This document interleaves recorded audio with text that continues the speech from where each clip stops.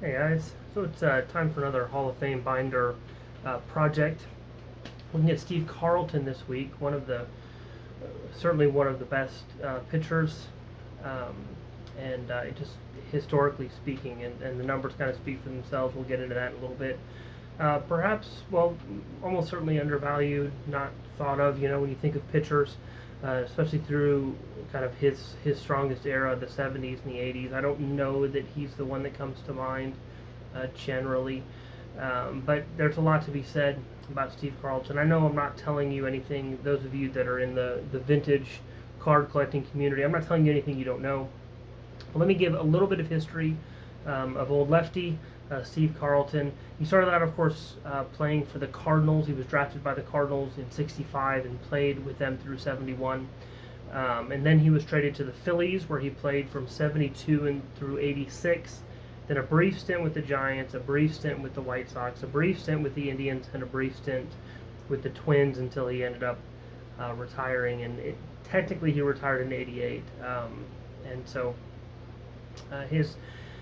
his career kind of speaks for itself. He won a couple. He was part of a couple World Series teams. One with the Cardinals, one with the Phillies. He was a four-time Cy Young winner in '72, '77, '80, and '82. He was a 10-time All-Star.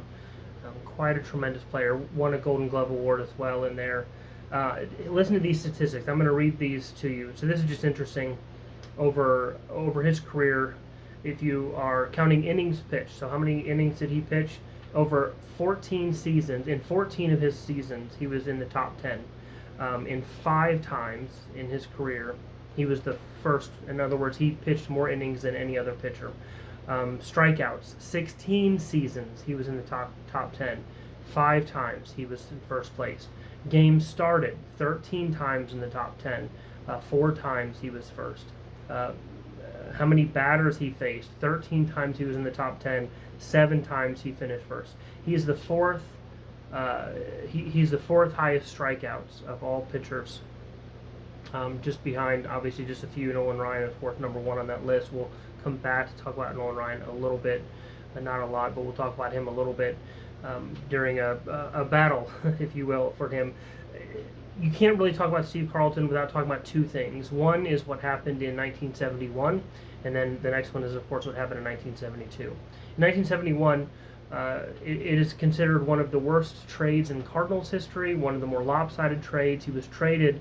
It was a dispute over money. He wanted more money from the Cardinals. They didn't want to give him more money, and so he kind of sat out in '70. And kind of had a rough season, but had a good season in '71. Asked for more money going into the '72 season. They didn't want to give it to him, so they traded him for Rick Wise. Now, at the time, that seemed like a pretty good trade. It didn't seem quite so lopsided. But as it turned out, it was quite lopsided. If you haven't heard of Rick Wise, that's probably not too shocking. While Steve Carlton may be less well known, he's certainly more well known than Rick Wise is. But he just then, so that's the end of '71 into '72. In '72, he has a career for the ages. He pitches just tremendously. He got traded to the Phillies. Phillies, frankly, were a terrible team. They had a losing record that year. The team only won 59 games in 1972. Steve Carlton pitched for 27 of those. Just that's incredible. 46% of the wins happened under Steve Carlton's pitching. 46% of that season's victories were because of him. And many times when he would lose, like he went on a 5-game losing streak, but the Phillies only scored 10 runs in that 5 innings. As a Pirates fan, this feels a lot like Skeens pitching for the Pirates right now. There's some similarities here. Great pitcher, no help from the bats a lot of games. And so Steve Carlton had this incredible season in 1972. I can't take the time to go through all of the stats, but he faced more batters and pitched more. I mean, that's one of those seasons. 1972 is one of those seasons. He won the Cy Young unanimously in 1972. What they did, the reason why he pitched so much more than all the other pitchers in the league that year, with that. The Phillies didn't go on a 4-man rotation. They went on a 4-day rotation with Steve Carlton. So he pitched every fourth game, even if there was a day off in between, which that didn't happen then any more than it happens now. When you came up in a 4-man rotation, you'd be the fourth person. But if there was a day off in between, they just pitched him anyway. So he pitched more games than everyone else did. And so it bumped up a lot of his numbers. Of course, he's just the thing about Steve Carlton is because of he just had so much stamina. Like, he just pitched forever. He pitched the longest time, and so he pitched. Interestingly enough, he was actually a good batter too. He was pretty good for a pitcher, right? But he's the only Major League Baseball player to pitch a shutout and hit a home run in the same game over 3 decades. He did it in the 60s, the 70s, and the 80s. Just incredible. I mean, that was Steve Carlton. And so, again, can I just say something about the modern era? This is why I like pitchers batting. You just never know when you're going to get somebody like Steve Carlton who comes up and hits a home run to win you a game, which he did from time to time. And so, just such a great guy. The one thing that was kind of a mark against him in those days was he didn't like talking to the media. He just did not like them getting into his head, and so he wouldn't talk to them. It was kind of funny. I was reading something about him, and they were saying that in 1981, when Fernando Valenzuela was having his incredible career, those of you who are alive in '81 know what I'm talking about, Fernando Mania and all that. So when he's having his incredible career, there was a reporter who said that the 2 best pitchers in the National League don't speak English: Fernando Valenzuela and Steve Carlton. Just like that was just kind of how he was with the media. That didn't change until he got traded to the Giants in '86. He kind of talked to them a little bit, but that trade, we probably need to talk about that. That actually wasn't a trade. What happened was in 1986, he wanted to keep playing, and the Phillies didn't want him. They said, you can retire. That's what they wanted him to do. They wanted him to retire. He's like, no, I want to keep pitching, and so they just let him go. The problem was he was 18 strikeouts short of 4,000, and so he wanted to get his 4,000, so the Giants picked him up. He ended up getting his 4,000th strikeout. Here's another name for you, against Eric Davis. And so think about this guy who was pitching. He pitched in the Bob Gibson era. He pitched one of his greatest, statistically speaking, his greatest season was 72, but his second greatest season was probably 82. And so you have these 2 seasons, I mean, so long apart. It's like 10, 11 years, however you want to do that math, right? But like 72 to 82, that's a long way apart for this pitcher to just dominate and do so. And he did that consistently. 82 was the 4th of his Cy Young years. And so just an incredible pitcher. First-year ballot Hall of Famer. I said I'd talk about the Nolan Ryan thing. Let me do that just real quick. In the seasons 82 and 83, I think, they were vying for the most strikeouts. They passed Walter Johnson, and they were who had the most at that point.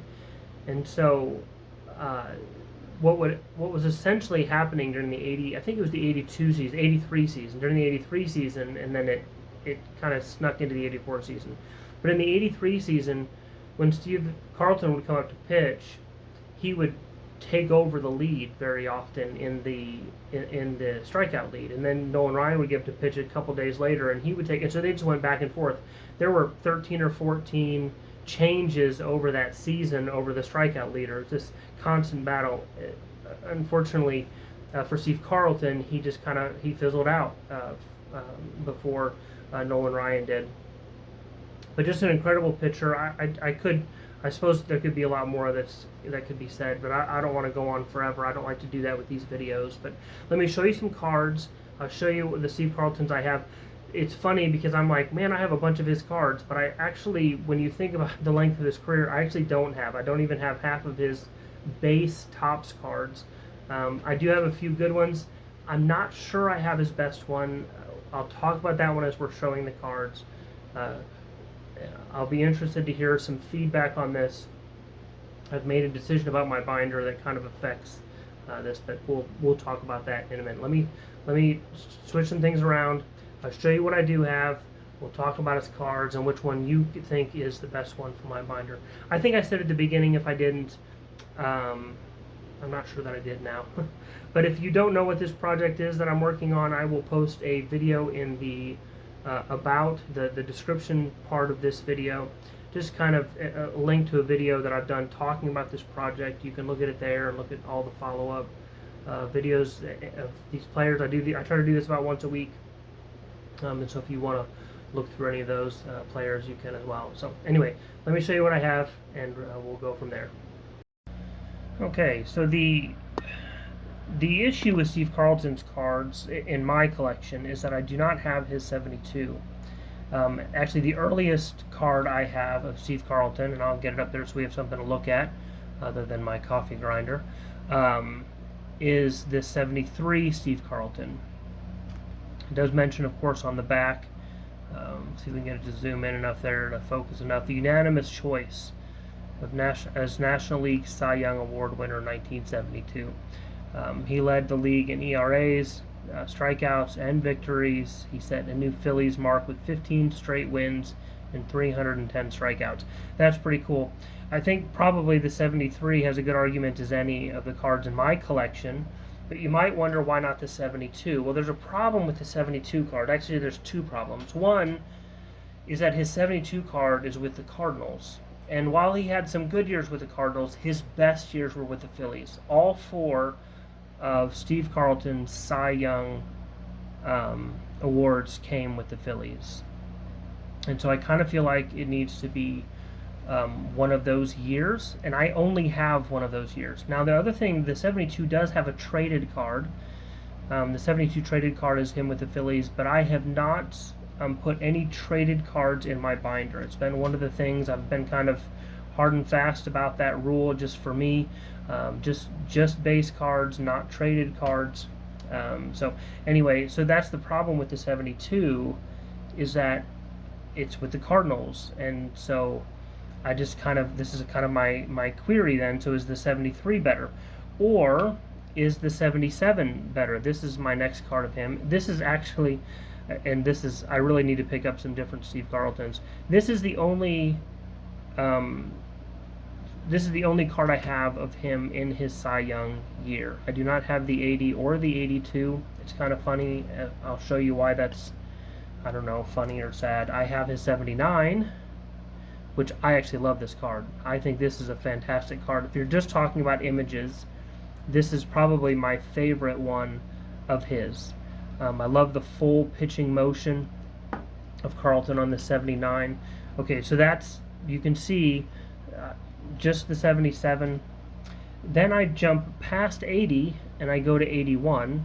So he won the Cy Young in 80. I don't have the 80 Steve Carlton either. I have the 81, which is a nice card. Nothing wrong with that card. But I don't have the 82 either, which was probably statistically his second best season. But this might be my second favorite of Steve Carlton's card. I'm going to show you the one I chose. I still haven't gotten to the one that's actually in my binder currently. That's the 83. Then we go to the 85.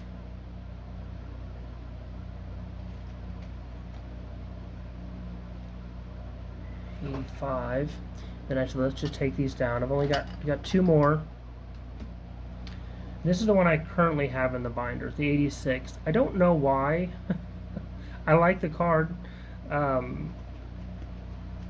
It's a good-looking card. Good-looking from the 86 set. If you know the 86 set, a lot of these 86 cards just don't look very good. They're so off-centered, and it really shows up in the 86. That one's a little bit off, left to right, but it's not too bad. And then I do have his final card, his final Topps card, which is 87. Of course, he's with the White Sox here. I'm glad I have it. I like having his final year card. I love getting out the spyglass and trying to figure out what in the world all that says, because boy, that is some small print. We've got career numbers going from 65 to 86 on the back of your card. It is hard to read those. The only interesting thing, well, not the only, but one of the interesting things about this is when Topps has these the league leaders in italics, There's a lot of italics on the back of Steve Carlton's cards. So that's his 87. I like having the card. I don't think it belongs in the binder.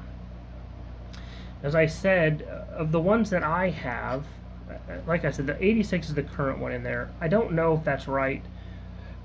If I would just pick my favorites, it's probably the 83 and the 79.